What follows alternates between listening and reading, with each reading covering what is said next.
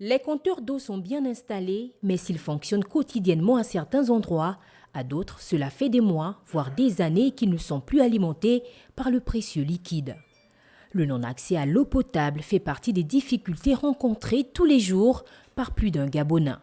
C'est le cas ici au quartier Montalier, dans le 6e arrondissement de Libreville. Non, ça fait beaucoup d'années. C'est vraiment beaucoup d'années qu'on souffre des problèmes d'eau. Pour faire la lessive, tout. Il faut qu'on parcourt des kilomètres, aller chercher même vers Fin-Goudron ou ailleurs. De notre côté, il n'y a pas d'eau. Les compteurs sont pratiquement à terre. Même en période scolaire, des fois même on ne révise même pas parce qu'on s'est pris pour aller prendre de l'eau. Ça nous pénalise dans les études. La situation est telle que certains, faute d'argent, sont parfois contraints d'utiliser une eau impropre à la consommation. Certains vont dans des rivières s'ils en trouvent, parce que moi, quand j'ai la possibilité de pouvoir un peu me balader, je vois des parents avec des enfants qui prennent de l'eau dans des rivières.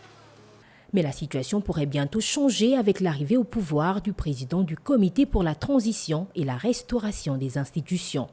Lors de sa récente rencontre avec les hommes de Dieu, le général Brice Clotaire Oligui Nguema a annoncé les secteurs prioritaires de son action, parmi lesquels figure l'eau, qui reste un besoin vital pour les populations.